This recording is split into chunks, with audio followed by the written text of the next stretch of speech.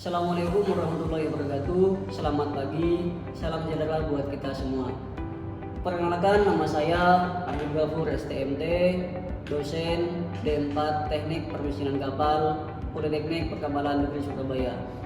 Tujuan daripada pembuatan video kali ini adalah untuk memenuhi salah satu persyaratan sertifikasi dosen tahun 2024, yakni pernyataan dari dosen unjuk kerja Tri Dharma Perguruan Tinggi dalam bidang pengajaran. Pada kali ini saya akan menjelaskan tentang mata kuliah yang menjadi bidang keahlian saya yang saya ampuh di semester ini, yakni Teknik Perancangan dan Komunikasi. Mata kuliah ini terdiri dari 3 SKS yang semuanya adalah tugas ya, atau kalau di sini adalah praktek atau tugas pengerjaannya, di mana satu SKS-nya itu terdiri dari 170 menit. Mata kuliah ini diberikan pada mahasiswa semester 8. Untuk pertemuannya ada 16 minggu pertemuan, termasuk di dalamnya ada evaluasi tengah semester dan evaluasi akhir semester. Untuk mata kuliah Teknik Perancangan dan Komunikasi Kemerosin sendiri terdiri dari pembahasan yang membahas tentang sistem bina ya, kemudian ada sistem balas, kemudian ada sistem pemadam kebakaran, sistem pendingin mesin ya, sistem fuel oil mesin ya, kemudian sistem lubricating, cooling system, dan compressed air, di mana mahasiswa nanti diberikan tugas oleh kita untuk melakukan perhitungan sekaligus juga mendesain PNID sistem, dan yang terakhir adalah memilih komponen daripada sistem tersebut. Kemudian setelah sistem semuanya terpilih, nanti mahasiswa akan melayout ya, menggambar engine room layout, baik itu gambarnya dalam bentuk 2 dimensi dan 3 dimensi.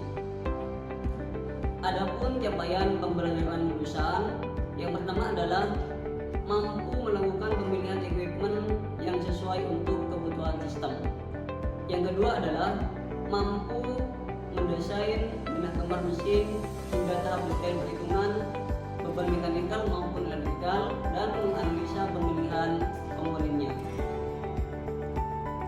Capaian pembelajaran mata kuliah ada 4 poin. Yang pertama adalah mahasiswa mampu mendesain sistem generatif permukaan di kapal.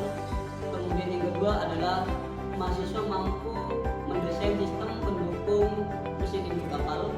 Kemudian yang ketiga adalah mahasiswa mampu mendesain gambar 2D engine room layout. Dan yang keempat adalah mahasiswa mampu mendesain gambar 3D engine room layout. Adapun metode pembelajaran yang kami terapkan di kelas adalah, yang pertama, kami selalu memberikan materi dalam bentuk ceramah kepada mahasiswa sebelum kami memberikan tugas perkuliahan. Kemudian masing-masing mahasiswa kami kasih case ya di kapalnya masing-masing ya, kalau masing-masing mahasiswa punya kapal masing-masing ya, untuk kemudian kami kelompokkan ya sesuai dengan kelompok kapalnya untuk mendiskusikan desainnya masing-masing, apakah nanti pada desain PNID maupun desain engine room layout. Kemudian metodenya juga kami memberikan tugas kepada mahasiswa, dan mahasiswa mengerjakan tugas desain di laptop masing-masing sesuai dengan jenis kapalnya masing-masing. Untuk penilaian di mata kuliah ini ada 4 poin penilaian ya. Yang pertama yang besar adalah di proses pengerjaan, karena ini mata kuliah tugas, maka poin yang paling besar adalah proses pengerjaan sebanyak 35% bobotnya. Kemudian print out gambar ya, kalau sudah mengerjakan ada print out gambar, itu juga bobotnya 35%. Kemudian laporan ya, laporan perhitungan ada gambar juga itu 20%. Dan terakhir adalah daily assessment. Daily assessment itu merupakan kehadiran ya, bisa dalam bentuk fingerprint ataupun soal-soal kuis yang kita berikan setiap harinya yang dikerjakan oleh mahasiswa, itu poinnya ada 10%. Pada kesempatan kali ini saya akan menjelaskan tentang engine room layout ya.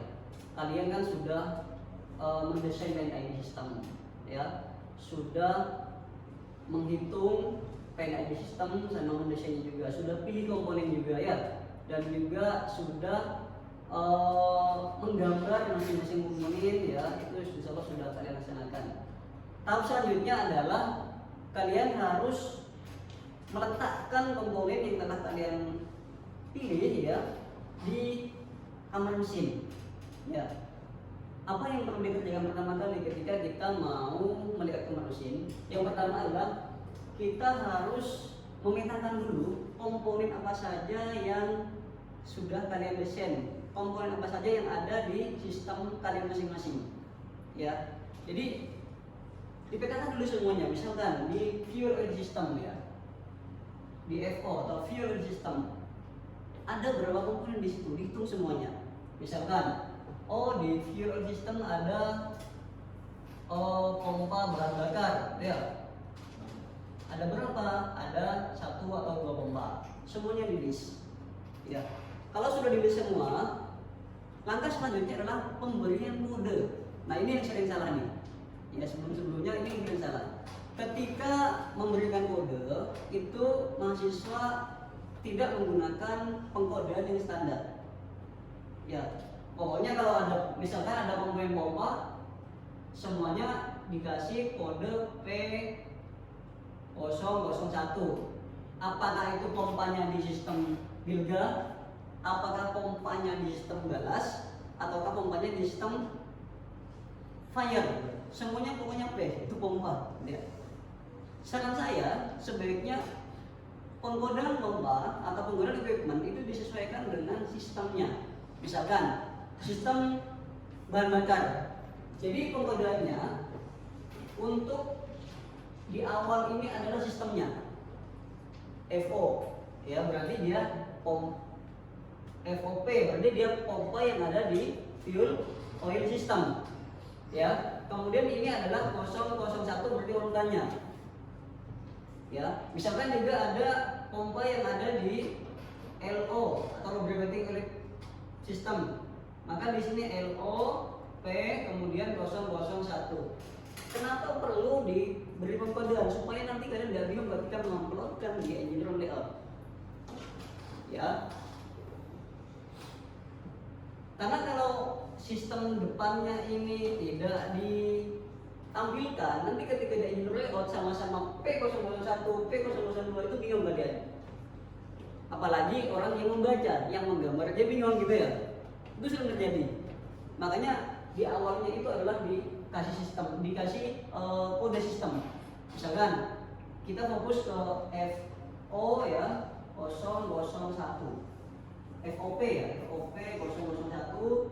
Kalau misalkan di FO itu ada fuel oil ya, fuel oil itu ada apa ya, purifier ya, purifier berarti FO P002 ya. Jangan lupa di sini dikasih namanya apa, pompa transfer gitu ya,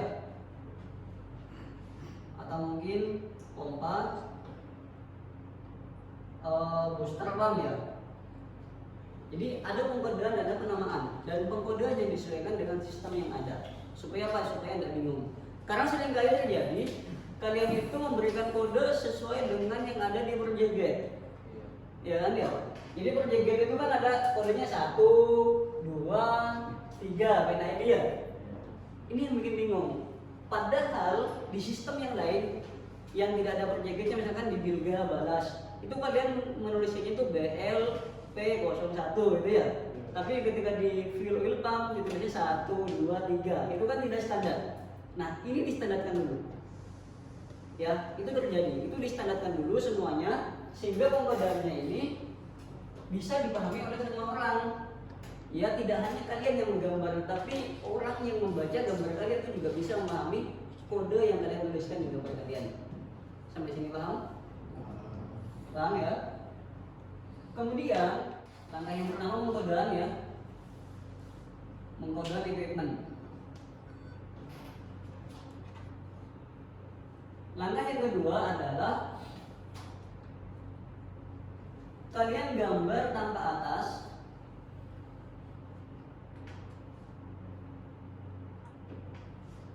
tanpa atasnya daripada floor dan tank top ya. Kalau kalian perhatikan, komponen kalian nanti akan ada di sisi floor ya, atau ada yang di tank top, ada yang di second deck, tergantung daripada letak komponennya nanti ya. Ada di 3 tempat itu ya, yang biasanya di floor sama second deck. Berarti kalian harus menggambar yang pertama. Silahkan digambar dulu ya, floor kalian itu bentuknya seperti apa tanpa atas ya. Gambar floor dulu, itu yang pertama. Yang kedua adalah silahkan digambar second decknya. Second deck, ada second deck. Bagaimana cara menggambar floor dan bagaimana cara menggambar second deck? Untuk menggambar floor ya, ingat ketika kita punya kapal ya, pasti di sini nih,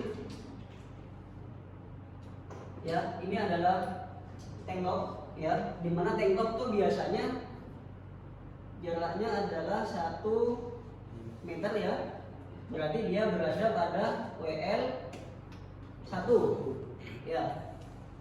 Tingginya floor di mana Pak? Tingginya floor itu sesuai dengan posisi main engine ya. Katakanlah ini main engine-nya fondasi mesin, kemudian di sini ada bukaan crankshaft ya. Nah, ada bukaan crankshaft. Tinggi daripada floor itu jangan sampai menutupi bukaan crankshaft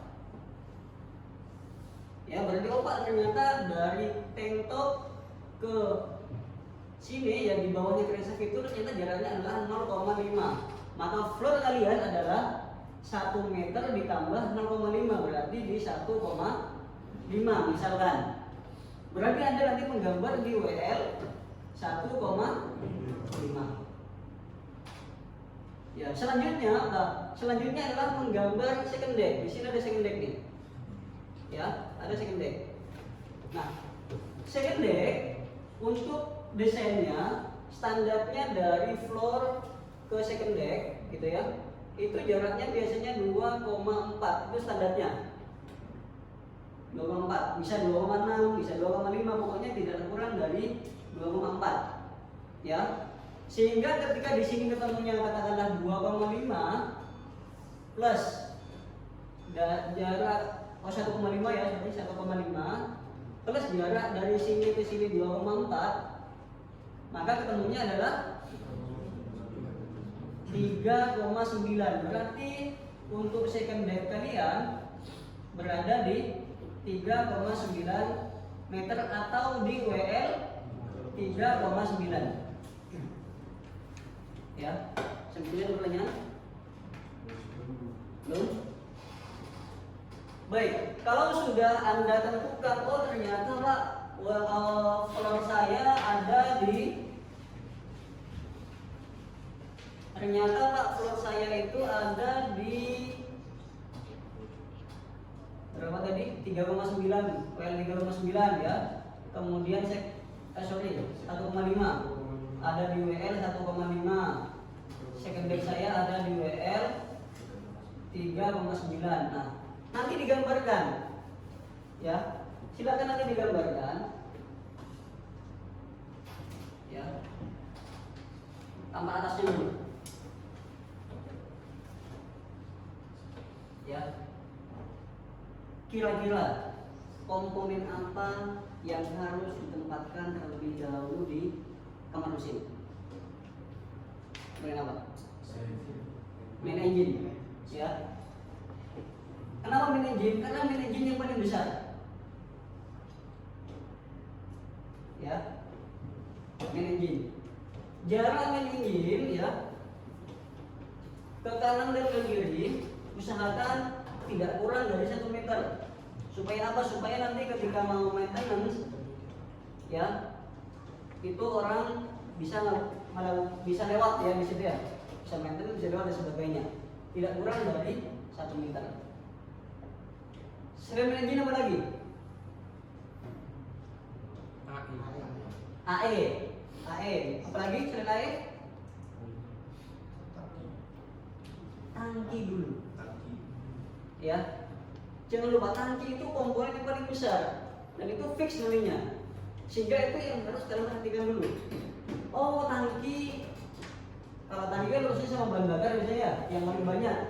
Oh, tangki bahan bakar katakanlah storage-nya. Storage tank, kemudian settling tank gitu ya. Settling tank, ada service gitu ya. Settlingnya ada 2, servisnya juga ada 2, storage-nya katakan ada 1 ya. Sehingga kalian ada 5. Nah, ini perlu dipikirkan, mau ditempatkan di mana. Jadi misalkan untuk fuel system ya, sebagai contoh ya. Fuel system itu kan bahan bakarnya dari transfer dari storage ya. Dia dipompa ke settling ya. Ada pompa di sini ya. Dia pompa lagi ke service. Dia dipompa lagi ke engine ya. Ini ada pompa transfer. Kalau misalkan storage-nya ada di bawah, ada di double bottom, berarti pompa transfer yang harus ada di double bottom. Jangan nanti tangki storage-nya itu di bawah, tapi pompanya ada di second deck, ada di atasnya. Ya, itu tidak efektif. Bisa sih, bisa, tapi tidak efektif. Kenapa? Karena fluidanya itu ada di bawah, jadi tempatkan pompanya ya di bawah juga, dekat dengan fluidanya. Nah, dari storage dia kan memompa bahan bakar ke settling. Settling tank, tangki settling itu bisa ada 2 opsi. Bisa ditempatkan di bawah kalau cukup, kalau tidak cukup ya tempatkan di atas. Ya, tempatkan di atas. Di atas mana? Di second deck. Kalau misalkan settlingnya ditempatkan di second deck, ya, kalau settlingnya ditempatkan di second deck, maka nanti untuk pompanya, pompa yang dari settling tank ke service, kalian taruh di mana? Rencananya? Taruh di mana? Pompanya dekat tangki. Dekat tangki. Ya. Di second deck. Kalau tangkinya di second deck, ya sudah, pompanya sedekat mungkin juga dengan tangki. Taruh aja di second deck. Supaya apa? Supaya nanti kinerja pompa itu bisa optimal. Ya, karena kan di situ ada head kan ya, ada head loss. Ya, ketika makin panjang pipanya ya head lossnya makin besar. Jadi itu jadi pertimbangan. Ya. Nah, itu yang menjadi pertimbangan utama Anda untuk menentukan di mana posisi daripada equipment yang akan ditempatkan di kamar mesin. Ya. Nah, jangan lupa ketika Anda menempatkan di sini, oh Pak, saya tempatkan katakanlah di sini tadi kan ada apa namanya?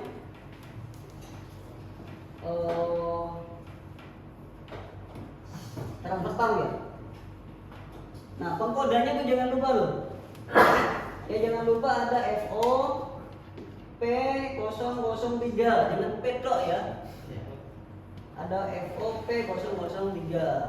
Nanti biasanya kalau digambar ya, supaya tidak menjadi gambar buta, maka katakanlah ini kertas gambar, pasti di sini ada yang namanya legenda, ya, ada kode, ini nama equipmentnya, ini jumlahnya, sama speknya, ya. Nah, nanti kodenya itu ditulis di sini. Karena kebanyakan biasanya mahasiswa itu karena pengkodeannya itu enggak standar, dia bingung sendiri kita ditanya. Ini gambar apa? Saya Pak bicara dulu. Kenapa? Karena enggak standar. Coba kalau misalkan di depannya itu dikasih FO, oh iya Pak, ini sistem FO. Oh iya Pak, ya ada FO. Oh ini sistemnya cooling Pak. Kenapa ya? Ada pengkodean CO-nya di depannya. Itu lebih mudah. Oh ini Pak, mengganti oil karena ada LO-nya. Ya. dekat dengan pitch. Kemudian di bawah ini ada gambar tangki nih, tangki sludge tank, ya mungkin tangki storage tank, semua ada digambar di sini ya, tangki. Ya yang putus-putus ini adalah tangki. Kemudian contoh yang lagi, ini ada contoh. Nah, ini kapal Caraga Jaya, ya. Ini lebih ribet lagi nih. Kalau di sini ada 3 lantai, ada tank top, ya, ada second deck, ada third deck, ya. Cuma saya ambil di sini yang contohnya yang ada di tank top atau yang di floor, ya. Kalau Anda lihat, ini adalah sea chest manifold, ya. Kemudian pompa-pompanya didekatkan dengan sea chest. Ini main engine ya, ini main engine, nih. Pompa di mana Pak? Pompa ini, pompa, ya. Sedekat mungkin dengan sea chest, itu pompa JS, ya. Kalau untuk pompa lubricating, ya, karena fungsinya nanti di engine, ya, di bawahnya ini kan ada samping ya, maka ditempatkan di dekat dengan engine. Dan jangan lupa space, jarak, ya. Jarak antar pompa jangan terlalu rapat. Supaya apa? Supaya nanti bisa diinstal. Karena tukang untuk masang pompa itu dia butuh baut, ya. Dia butuh baut, butuh masang baut dan sebagainya. Kalau terlalu rapat, ya nggak bisa diinstal. Ketika terjadi kerusakan, ya tidak bisa diperbaiki. Ya makanya jarak antar pompa itu usahakan 50 atau 60 lah, 60 cm atau 600 mili, ya. Kalau equipment yang kecil-kecil itu bisa diletakkan dekat dengan lambung kapal, itu nggak apa, ya. Ketika kamu nanti proyeksi ke tampak samping, tampak depan, teman frame bingung, kenapa? Karena di sini nggak ada ya, frame-nya agak di ini, ya. Ini frame-nya, ya, tetap frame-nya, walaupun mungkin di Indonesia nggak semua, mungkin di 5, 10, 15 gitu ya, ya. Tetapi Anda harus menuliskan frame supaya nanti ketika proyeksi itu tidak salah. Karena ketika proyeksi di tampak depan, katakanlah ada di frame 18, ya. Ketika nanti di proyeksi ke tampak samping juga harus ada di frame 18, ya. Frame-nya itu jangan lupa. Ini penggodanya sudah sesuai OES. Ini jangan lupa ya. OES-nya OES apa ini? Bilga atau apa? Kalau Bilga saran saya sih kasih depannya B OES gitu ya, supaya nanti nggak bingung. Ini FP-nya apa? PAM di pendingin. Kalau pendingin saran saya sih kasih CO, ya. CO P01, sehingga itu Anda tuh langsung nyambung, oh ini pompanya itu di sistem pendingin, supaya bingung ya. Jadi pengkodaan itu kalian perhatikan ya, sesuai dengan sistem masing-masing.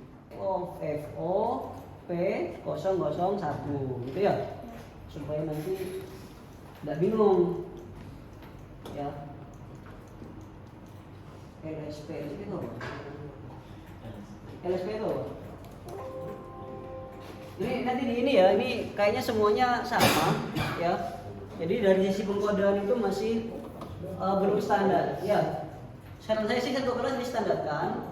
Kalau misalkan itu punyanya sistem fuel oil, ya sudah dikasih FO gitu ya. Kalau punyanya itu cooling system ya atau pendingin, ya kasih CO ya. Kalau LO atau lubricating dikasih LO. Sehingga nanti ketika kalian melakukan proyeksi ke tampak samping, proyeksi ke potongan frame, itu udah bingung ya.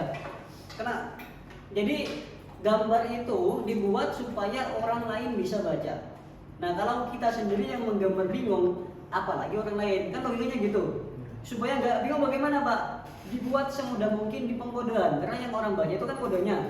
Karena tidak mungkin kalian menuliskan di situ nama semuanya, misalkan pompa Bilga ditulis di situ, ya nggak muat gambarnya. Yang dituliskan cuma kodenya.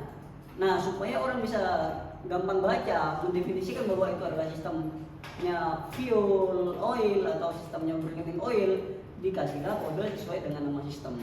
Kalau punya fuel oil, kasihlah kode FO Kalau punyanya lubricating oil dikasihlah kode LO. Itu ya. Itu diperhatikan. Sama ini ya. Ini saya tadi cek ada satu yang frame. Karena nanti untuk proyeksi itu akan ada frame. Jadi yang menjadi acuan untuk proyeksi dari tampak atas ke samping itu adalah frame. Frame itu menunjukkan posisi equipment kita di frame mana. Sehingga ketika diproyeksi katakanlah oh ada di frame 7 Pak. Ya sudah nanti dipindahnya itu di tampak sampingnya kan di frame 7. Jika mahasiswa selesai mengerjakan tugas gambar engine room layout, selanjutnya mahasiswa kami minta untuk mengupload file gambarnya dalam bentuk PDF di LMS yang telah kami sediakan.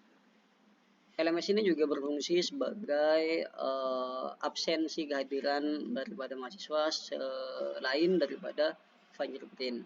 Setiap minggunya kami akan selalu memeriksa hasil kerjaan mahasiswa di LMS ini dari file-file yang telah diupload oleh mahasiswa ke LMS yang telah kami sediakan.